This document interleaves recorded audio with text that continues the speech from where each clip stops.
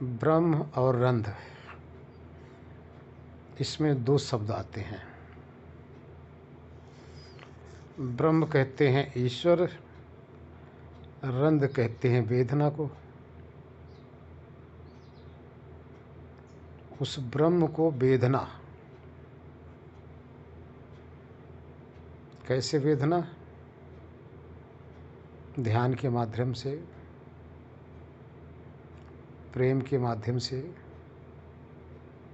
रिझाना,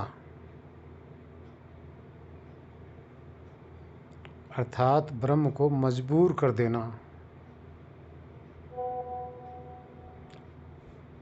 प्रकट होने के लिए।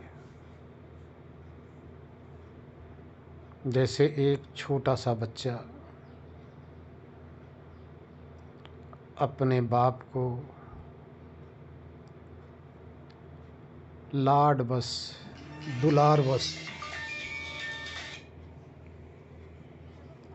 लाड और दुलार से, प्रेम से, पुकार से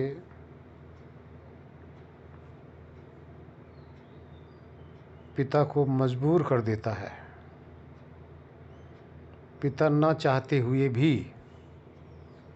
बच्चे की जिद को मानना पड़ता है, प्रेम करना ही पड़ता है।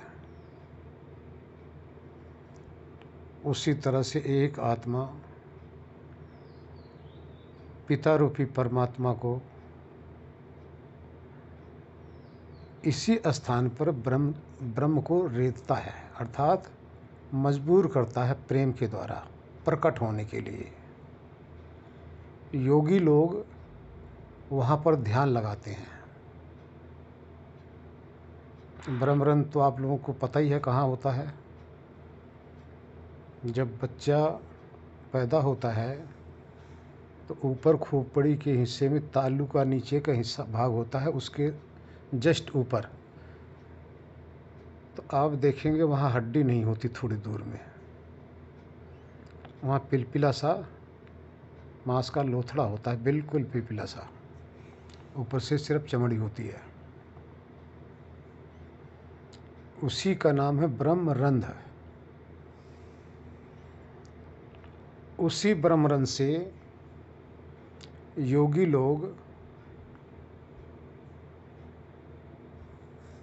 जो ब्रह्म साक्षात्कार कर लेते हैं तो शरीर के अंतिम समय में, मृत्यु काल में, उसी को वेद करके वहाँ से उनका प्राण निकलता है।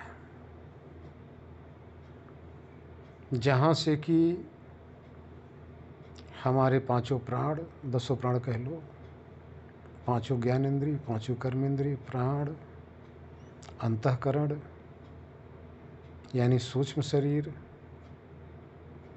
ये सब जब योगी वहाँ से निकलता है तो सिर्फ अकेले चेतना ही जाती है, सूक्ष्म शरीर भी यहीं रह जाती है। ये सिर्फ उसकी स्थिति बनती है जो जीवन भर साधना करके परमात्मा के प्यारे बने रहते हैं, परमात्मा से दुलार करते रहते हैं और जगत के दुलार से वो हटे रहते हैं।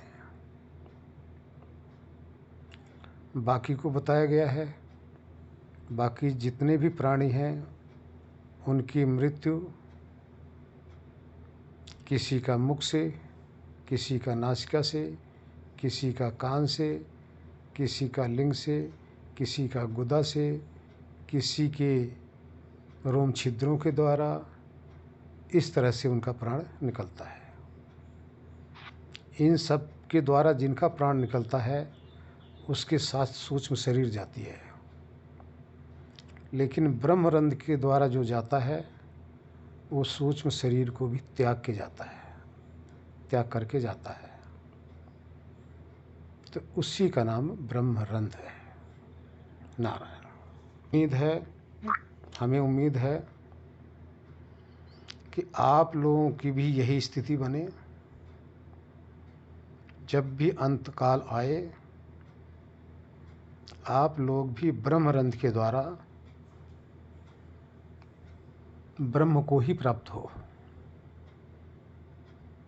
ब्रह्मलोक को ही प्राप्त हो, ब्रह्मपुरी में ही प्रवेश पाएं। लेकिन जब आप हृदय के अंदर उस ब्रह्मलोक में रोज जाएंगे तो ये आपके अंदर एक संस्कार बन जाएगा। अब ये जब तीव्र संस्कार रहेगा तो यही संस्कार ही आत्मा को लेकर ब्रह्मरंध्र के द्वारा दोनों शरीर को छोड़कर चल देगा। हमारी सूक्ष्म शरीर एक केचुली की भांति है। स्थूल शरीर तो आपको पता है, लेकिन वो जो केचुली जैसे सांप केचुली छोड़ते हैं ना, मृत्यु काल में वो आत्मा इस सूक्ष्म शरीर रूपी केचुली की भी छोड़ के चला जाता है। हम आशा करते हैं कि आप लोग भी अपनी स्थिति बनाकर रखो,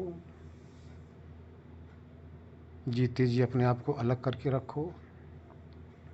एक और आप लोगों को पहचान बता दूं, क्योंकि प्रश्न छोटा था, इसका विस्तार करने के लिए थोड़ा लंबा कर दे रहे हैं जिससे सबको समझ में आ जाए।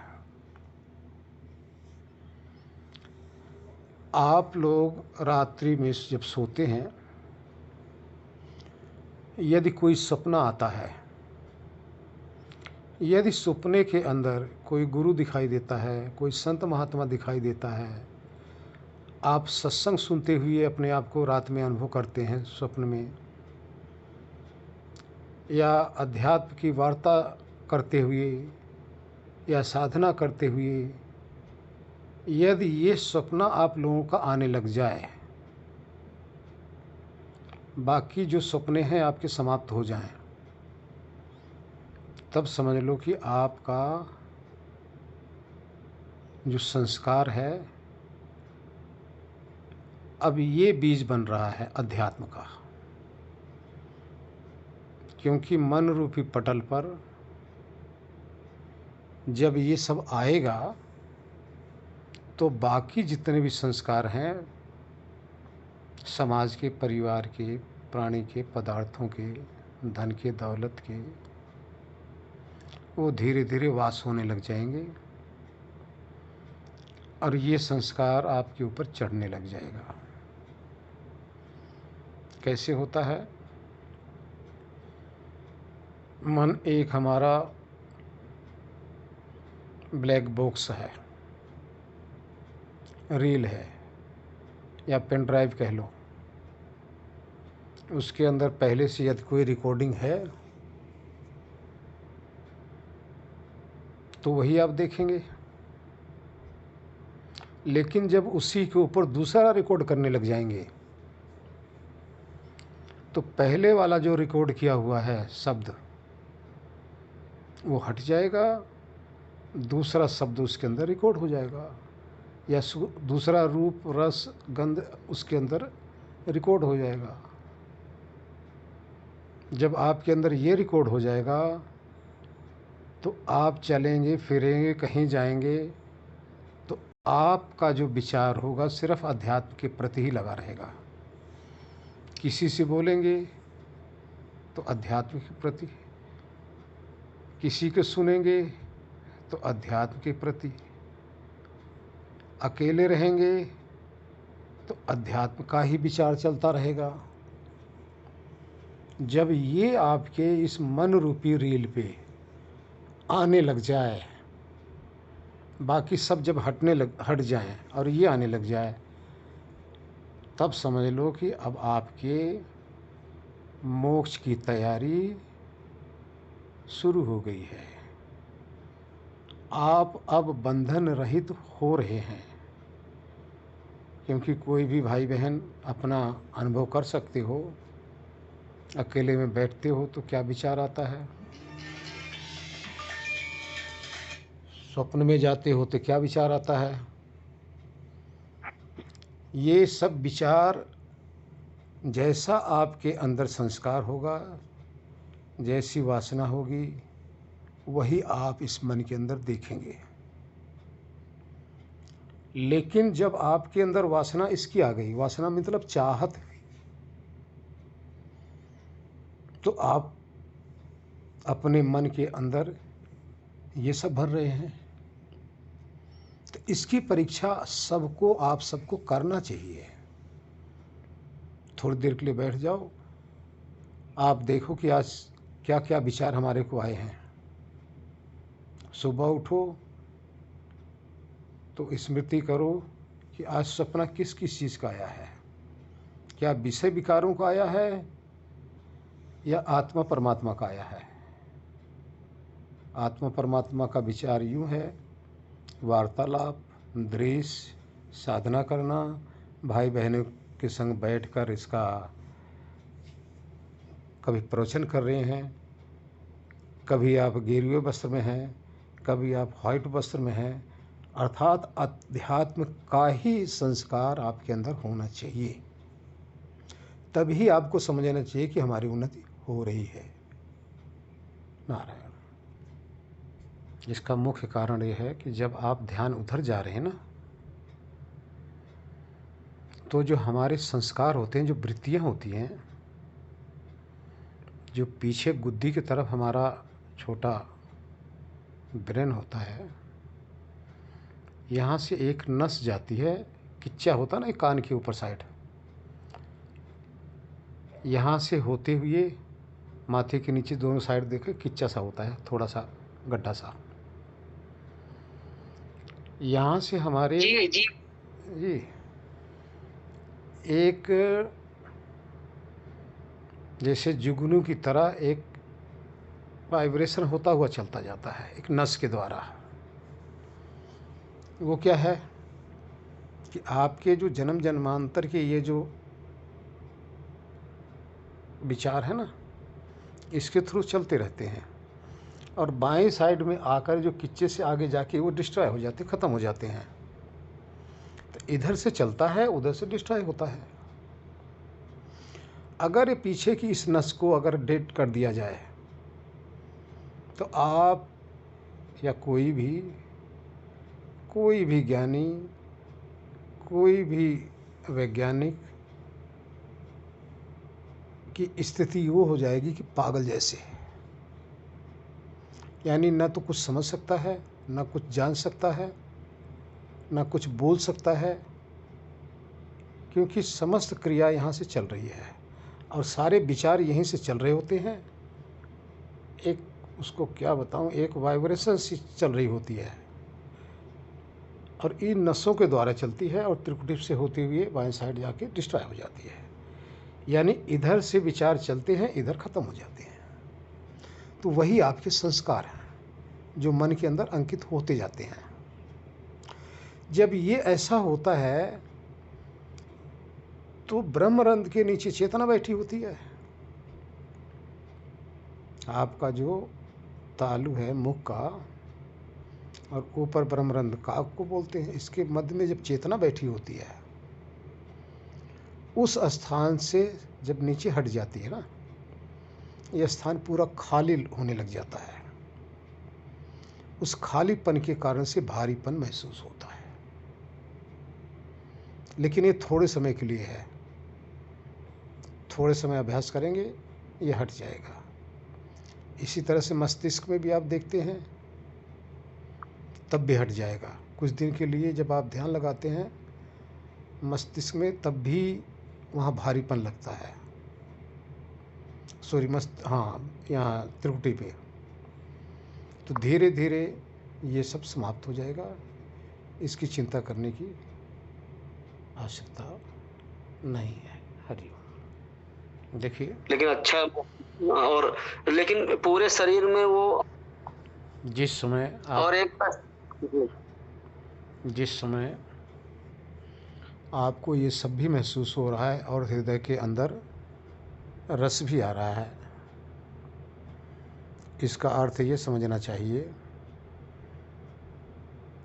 आपका जो भाव है, आपका जो मन है, अभी अच्छी प्रकार से शांत नहीं है। इधर भी खुराफात कर रहा है, लेकिन वो सूक्ष्म हो रहा है, धीरे धीरे कमज़ोर हो रहा है। जब बिल्कुल ही कमज़ोर हो जाएगा तो ये जो आपको ये सब दिखाई दे रहा है, ये सब बंद हो जाएगा। क्योंकि ये अनुभव होना ही हमारी अभी वृत्तियों की पहचान है। जो वृत्तियाँ तीव्र होती हैं, यानी जो संस्कार तीव्र हैं, वही साधना में दखल देते हैं। लेकिन जब ध्यान करते करते आप आगे चलते रहेंगे तो यही जो संस्कार है, ये धीरे धीरे कमज़ोर होते रहते हैं। तो धीरे धीरे ये कमज़ोर हो रहे हैं। आगे और परिश्रम करेंगे तो ये भी आना बिल्कुल बंद हो जाएगा। जिस समय हृदय के अंदर आप सिर्फ गोते लगा रहे हो, आपको ऐसा लगे कि बस मैं समुद्र के मध्य में ही जैसे विराजमान हूँ। समुद्र का मध्य का अर्थ है कि आनंद का मध्य। जिस समय आपको यूं लगे पूरा ब्रह्मांड हर तरफ से जैसे कोहरा ही कोहरा है, मैं उस कोहरे के अंदर अकेला ही हूँ, इसका अर्थ है कि वो आनंद ही इस तरह से आपको महसूस होना चाहिए। तब समझ लो कि आपका जो मन है बिल्कुल निरुद्ध हो गया है। ये तो हो चुका आचार्य। अब आपको आनंद के मध्य में बैठना है। जब आनंद के मध्य में बैठ जाएंगे तब समझ लो कि अब आप उस परम पिता के जो सर्वत्र विद्यमान है, अब उसकी गोद में है। आनंद में आप डूबे हैं, आपको उसका ओर छोर नहीं मिल रहा है। ये ब्रह्मानंद की प्राप्ति है, यही ब्रह्मलोक है, जहाँ आत्मा अपने आप को हर तरह से आनंद में घिरा अनुभव करे। तभी समझना चाहिए कि अब हम ब्रह्मलोक के अंदर स्थित हो गए हैं। वेद क्या कहता है? अहम ब्रह्मस्थि, अब मैं ब्रह्म में ही स्थित हूँ, यानी उस परम पिता के अंदर ही स्थित हूँ। ये कहने की बात नहीं है। जब साधक आनंद से दसों दिशाओं से घिरा अपने आप को जब पाता है, तो इस स्थिति का नाम है, ये आपको अनुभव होगा। तब यहाँ आप कहेंगे मैं ईश्वर में ही घिरा हूँ। तभी आपको उस ब्रह्मलोक की पहचान हो पाएगी। ये स्थिति आगे बनेगी, सबकी बनेगी। जो साधना में लगा रहेगा उसकी ये स्थिति बनना, देखिए कोई तो कहता है 60%, 70%, 80% या 100%, लेकिन हम तो ये कह रहे हैं 1000% गारंटी है, बशर्ते कि 100% आप इधर चलो। 100% चलेंगे तो 1000% आपकी स्थिति बनेगी। ऐसा भी नहीं आपको बिना प्रमाण को बताया जा रहा है। प्रूफ के साथ, पूरे प्रमाण के साथ, पूरा सत्य जो है, जो होगा, जहाँ आप पहुँचेंगे वहाँ के विषय में बताया जा रहा है। अगर आपको ये नहीं पता चलेगा कि वहाँ क्या मिलेगा तो आप भटकते रहेंगे किसी पंथ वालों की बातों में, उस कल्पनाओं में, ख्यालों में भटके रहेंगे, उलझ जाएंगे। जहाँ पहुँचना है वहाँ पहुँच नहीं पाओगे। इसलिए सही मार्ग और सही दिशा अगर सही मार्गदर्शक मिल जाए तो पहुंचने में देरी नहीं लगती। पहुंचने में देरी तब तक है जब तक आपको मार्गदर्शक ना मिले, आपको सही रास्ता बताने वाला ना मिले। सही रास्ता मिलने के बाद में संभव ही नहीं कि कोई ना पहुंचे। हाँ, वही नहीं पहुंचेगा जो सुन तो लिया, सुन के अपने आप को ज्ञानी समझने लगा और फिर जाके करना धरना कुछ है नहीं, बस दूसरे को लेक्चर देना। तो वो तो पंडिताई तो करेगा। पंडित लोग क्या करते हैं? यही तो करते हैं ना, दूसरे को सुनाते हैं, अपने से कोई मतलब नहीं। तो ऐसे आदमी सिर्फ पंडित बनता है लेकिन तत्वदर्शी नहीं बनता। आप लेक्चर मत दो किसी को, आप तत्वदर्शी बनिए। उस जो आनंद सागर है उसमें डूब जाओ, जगत से छुड़ा लो, उसमें डूब जाओ, उस ब्रह्मलोक में पहले पहुंचोगे तो ये इसकी परीक्षा आप ही करेंगे, हम कुछ नहीं बता पाएंगे। हम तो सिर्फ शाब्दिक रूप से आपको बता रहे हैं और वहाँ अनुमान भी नहीं रहेगा, वहाँ प्रत्यक्ष रहेगा। प्रत्यक्ष आपको करना है। शाब्दिक रूप से हम बता रहे हैं, अनुमानिक रूप से हम बता रहे हैं। बताएगा वही जो गया होगा, जो गया नहीं होगा कभी बता ही नहीं सकता। आप जहाँ से भी पूछते हो, जिस पॉइंट से पूछते हो, वहीं का चर्चा होता है, ना कि इधर से उधर का या लाग लपेट का। इसलिए आपका गंतव्य स्थान वो है, उस आनंद रूपी सागर के अंदर आप अपने को जब घेरे पाओगे तब समझ लो कि अब आपकी तरक्की हो रही है। नारायण। आनंद में मतलब वहीं पे वाइब्रेशन ज्यादा फील होती है, हृदय चक्र में ज्यादा फील नहीं होती। तो वहां पे आना मतलब थोड़ी थोड़ी हो रही थी, वहां पे ज्यादा नहीं हो रही थी। तो मेरे को अभी हृदय चक्र में देखिए, या तो आपने वहाँ का अभ्यास किया हुआ है, पहले आपका अभ्यास है वहाँ का, वो अभ्यास जो है वही संस्कार बन चुका है। अच्छी चीज़ है वो। बताया ना, योगी लोग उसी जगह ध्यान लगाते हैं। अपने मन को, आपको त्रिकुटी में केंद्रित करने के लिए कह रहे हैं हम, लेकिन योगी लोग ब्रह्मरंध्र में अपने मन को केंद्रित करते हैं। अभी उसकी बारी वहाँ तक हम आप लोगों को नहीं ले गए हैं, ले जाएंगे धीरे धीरे। थोड़ा सा आप लोग भी संतोष रखेंगे, जैसे जैसे आप लोगों की स्थिति जो है उन्नत होती जाएगी, वहाँ भी ले जाएंगे। लेकिन अभी हृदय चक्र के अंदर पहले डूबो, फिर ब्रह्मरंध्र तक भी जाएंगे, वो बाद की बात है, सबसे लास्ट में। क्योंकि ब्रह्मरंध्र क्या है, अच्छी तरह से तभी आपको हम समझाएंगे, आपने अनुभव करना है। हरिओम। अभी हृदय में डूबो, उस आनंद में डूबो, ठीक है। वो आनंद अभी आपका परम लक्ष्य है, उस परम लक्ष्य की पहले प्राप्ति कर लो, फिर उसके बाद में वो शरीर से निकलने के स्थान है, फिर बताऊंगा जी। देखिए, आपको हार्ट में नहीं जाना है। हार्ट के अंदर अगर आप ध्यान लगा रही हो तो गलत है, आप बिल्कुल रोंग है। हार्ट में बिल्कुल ध्यान नहीं लगाना। हार्ट में ध्यान लगाएंगे तो आपको वाइब्रेशन की फीलिंग होगी। आपको हृदय चक्र बताया गया है, और आचार्य जी मेरे को क्या हुआ कि तो वहाँ से आपको वाइब्रेशन महसूस होगी, वो आपके लिए हानिकारक होगा। आप हार्ट में बिल्कुल, आपको तो पहले भी मना किया गया था कि हार्ट में आपने ध्यान नहीं लगाना।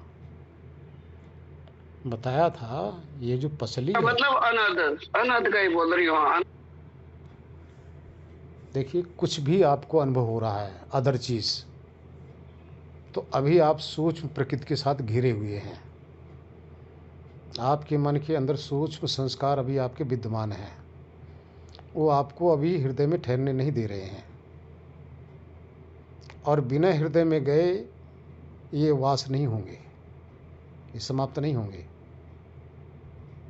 इसलिए प्रयत्न करके सिर्फ हृदय के अंदर देखिए। हृदय आपको और बता दूं, अभी यही फीलिंग होगी, अभी एक फैला हुआ हृदय जैसे महसूस होगा कि ऐसा लगेगा जैसे काफ़ी दूर तक चेस्ट में हमारे फीलिंग हो रही है। धीरे धीरे वो एकाग्र करते जाएंगे, एक जगह केंद्रित करते जाएंगे, तो वो जो दूर तक फीलिंग हो रही थी सुख की, वो धीरे धीरे सिमटती जाएगी। सिमटने का अर्थ है कि अब आपका जो मन है केंद्रित हो रहा है, आपका लक्ष्य सिर्फ आनंद है।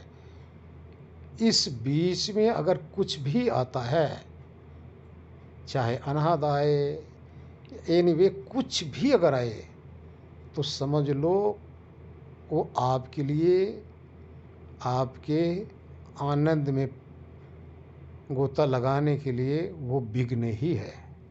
उसको विघ्न समझकर उसको अवॉइड करो, उस पर बिल्कुल ध्यान मत दो। वो हमारा लक्ष्य नहीं है।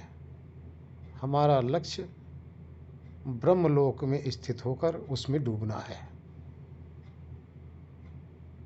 ये समझते रहो, ये आपको ज्ञान होना चाहिए कि कुछ भी अदर, ये सब कूड़ा करकट है।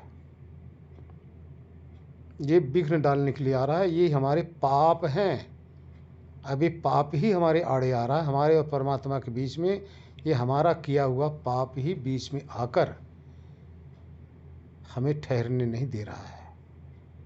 तो आपको वहाँ सावधान होना है, ना कि उनके प्रपंच में पड़ जाना है। प्रपंच में नहीं पड़ना है, उसको कूड़ा करकट समझकर उससे बचना है। आपका लक्ष्य ब्रह्मानंद है, उसमें डूबना है। नारायण। यहाँ पे रखें और यहाँ पे गुरुजी जी। पहले आपने ऐसा क्यों करना है कि पहले तो आप स्टार्टिंग में त्रिकुटी में मन को टिकाते थे। अभी आपको उस जगह मन से अलग अपने चेतना का अनुभव करना पड़ता था कि ये मैं दृष्टा आत्मा हूँ और ये मन सूक्ष्म शरीर है। विचारों से अलग समझते थे। अब वहाँ तो आपको हो गया आत्मदर्शन, वहाँ ज्ञान की अनुभूति हुई। अब क्या करना है? अब ज्ञान से आगे चलना है, क्योंकि आत्मा का एक लक्ष्य है परमानंद की प्राप्ति, पूर्ण स्वतंत्रता। अब यहाँ क्या करना है? नाम में आपको मन को टिका देना है, और बीच बीच में जो हृदय में एहसास करना है, महसूस करना है, वो इसलिए कि जब ऐसे थोड़ी देर तक बार बार जब आप हृदय में उस आनंद की अनुभूति जब करने लग जाएंगे ना, तो जैसे वहाँ आनंद थोड़ी सी बढ़ने लग जाएगा, तो आत्मा जाके उसमें डूबने लग जाएगा। फिर मन एक साइड में हो गया, फिर एक वो दरवाजे पे बैठा, अब उससे कोई लेना देना नहीं है। अब उस मन की पहुँच हृदय में नहीं है। अब हृदय की पहुँच, आत्मा की पहुँच तो हृदय में है, लेकिन मन की पहुँच नहीं है। अब आत्मा निष्कलंक हो गया, अकेला हो गया। जब हृदय में आनंद में जब डूबने लग गया, तो ये तब होगा जब जो मन को आप देख रहे थे, तो उस समय एकाग्र तो था, एकाग्र था मन, लेकिन निरुद्ध नहीं था। निरुद्ध का अर्थ क्या होता है? एकाग्र का अर्थ क्या होता है? एकाग्र का अर्थ ये है कि आप भगवान के नाम में मन को टिका के रखे थे, उसमें मन टिका हुआ था। और किसी भी एक वस्तु में मन को टिका दो, या किसी भी एक केंद्र बिंदु पर मन को टिका दो, तो थोड़ी देर के बाद में मन अपना दम तोड़ने लग जाता है, अर्थात मन मरने लग जाता है। जब मन मर जाता है तो उसको निरुद्ध कहते हैं, मन की निरुद्ध अवस्था। जैसे मन मरा नहीं, अब आपका सारा संबंध शरीर से, संसार से, वासनाओं से, स्वप्न से, विचारों से खत्म। इस खत्म स्थिति में आप उस ब्रह्मलोक में जाके डूब जाएंगे। अन्यथा आप मन में डूबे थे, अब मन से आपका पिंड छूट गया, यानी सूक्ष्म शरीर से ही आप अलग हो गए, अलविदा हो गए। इससे अलग होते अब कहाँ चले गए?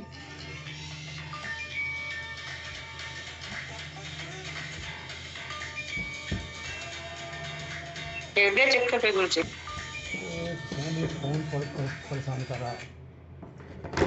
तब आप उस समय हृदय चक्र में, जहाँ आपको आनंद की अनुभूति हो रही थी,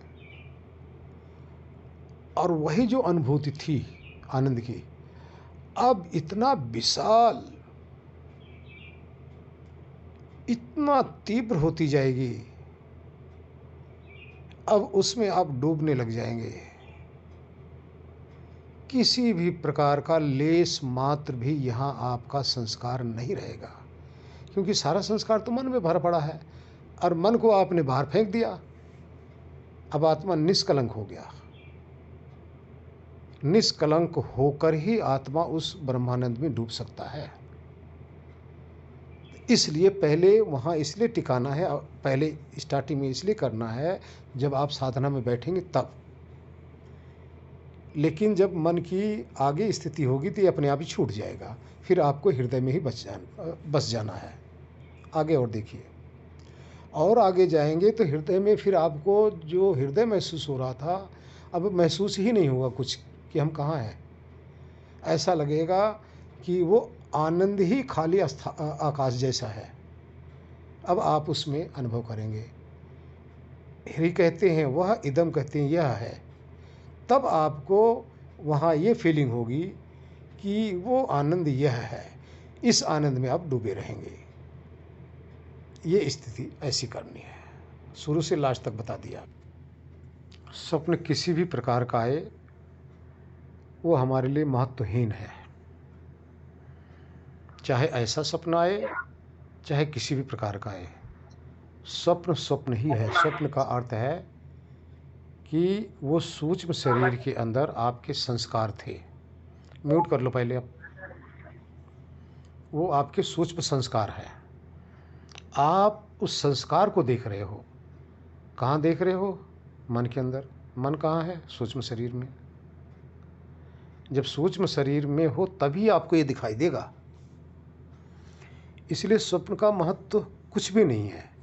हम इसलिए बता रहे हैं स्वप्न के विषय में कि जब ऐसे साधु संत सत्संग वार्तालाप का ये जब स्वप्न आए तो इसका अर्थ ये है कि अब आपका मन पूर्ण रूप से सात्विक है, यानी शुद्ध है। ये शुद्धता की पहचान है। संसारी स्वप्न आए तो ये अशुद्धता की पहचान है। संसारी विचार आए तो मन आपका अशुद्ध है, आध्यात्मिक विचार आए तो मन आपका शुद्ध है। ये शुद्धता और अशुद्धता तक की ही वो है। इसलिए हमें इससे लेना देना नहीं है। जबकि जब शुद्ध विचार आते हैं तो ये स्वप्न भी बड़ा प्यारा लगता है। बार बार ऐसा स्वप्न देखने का भी इच्छा होती कि ऐसे ही आए स्वप्न। लेकिन जो विषयों का जब स्वप्न आते हैं तो वो स्वप्न देखने में भी बुरा लगता है, वहाँ से ऊब लगती है। इसलिए स्वप्न हमारे लिए दोनों ही बेकार हैं। स्वप्न से सिर्फ इतनी पहचान होती है कि हमारा मन बिल्कुल अब शुद्ध है। अपने को पहचानना है, ये दूसरे को बताना नहीं है। हम जो बात कह रहे हैं अपनी पहचान करने के लिए आप लोग अपनी पहचान स्वयं करो, इसकी परीक्षा करो, तभी तो आपको पता चलेगा कि आपके अंदर कितनी पहुंच है, आपकी क्षमता कितनी बढ़ी है। नारायण मेरे प्रभु, अगर उसमें ही रुक जाओगे तो जीवन कैसे चलेगा? और आपके साथ और भी कई जीवन लगे हुए हैं। उनका भी जीवन चलाना है। इस समय जब ये अनुभव होता है तो इस वक्त आप लोग अनुभव करेंगे, महसूस करेंगे कि आपके अंदर किसी भी प्रकार की जो संसारिक है कामनाएं हैं, यानी रुचि समाप्त हो गई है। जब रुचि नहीं है और मजबूरी में करना पड़ रहा है तो इससे ये होता है कि अब हमारा जो भी हम संसार में कर्म भी कर रहे हैं तो वो हमें वो कर्म फल रहित हो गया। पहले जो कर्म करते थे वो फल के सहित हो गया, सहित होता था, यानी उसका फल हमें मिलना था। अब फल रहित कर्म कर रहे हो, निष्काम कर रहे हो।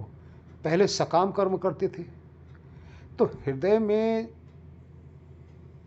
जब आप कर्म कर रहे हो तो उस समय आप कर्म भी करेंगे तो आपका जो खुमारी है वो तो चढ़ी रहेगी, खुमारी नहीं जाएगी।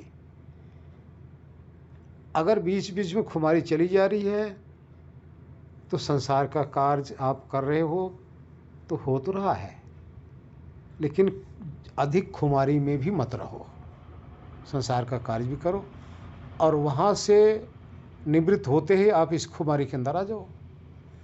नाम खुमारी नानका चढ़ी रहे दिन रात। तो ये जब दिन रात चढ़ी रहती है तो समझ लो कि वो आत्मा अब प्रकृति लय हो गया है। प्रकृति लय एक जोगियों की पहचान है। प्रकृति लय जोगी होते हैं, विदेह जोगी होते हैं, ये अवस्था है। तो प्रकृति लय का अर्थ ये होता है कि प्रकृति में होते हुए ही प्रकृति से हमारा संबंध है ही नहीं, हमारे लिए समाप्ति सी हो गई है। लेकिन फिर भी संसार में अपने कार्य पे भी रुचि रखो। ऐसा नहीं कि संसार का काम छोड़कर आप सिर्फ इसी में डूबे रहो, वो भी गलत होगा जब तक जीवन है। हाँ, समय मिलते आप अपनी खुमारी में आ जाओ। नारायण। तो दोनों ही स्थितियां चलती रहती है गुरुजी जी। तो यहीं से तो देखिए, अब इसमें दो प्रकार के लोग होते हैं, दो प्रकार के योगी होते हैं। एक योगी तो वो होता है रणछोर, जो इस रण को छोड़कर भाग जाता है। मतलब जब उसकी ये स्थिति बनती है तो गृहस्थ छोड़ देता है और जाके फिर एकांत में कहीं भिक्षाचरण करता हुआ एकांत में बैठ के पहाड़ों पे, गुफाओं में या कहीं बैठकर वो इसी में मग्न रहता है। तो उसको रणछोड़ कहते हैं।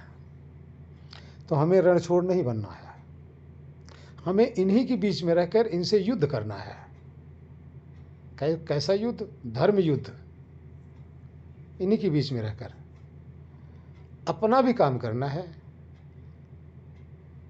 और इस देह का भी काम करना है। देह का काम नहीं करोगे तो ये स्थिति कैसे बनेगी, परमानेंट कैसे होगी? इसलिए कर्म करते हुए अपना धर्म निभाओ। कर्म करते हुए शरीर का भी कर्म और आत्मा का भी कर्म।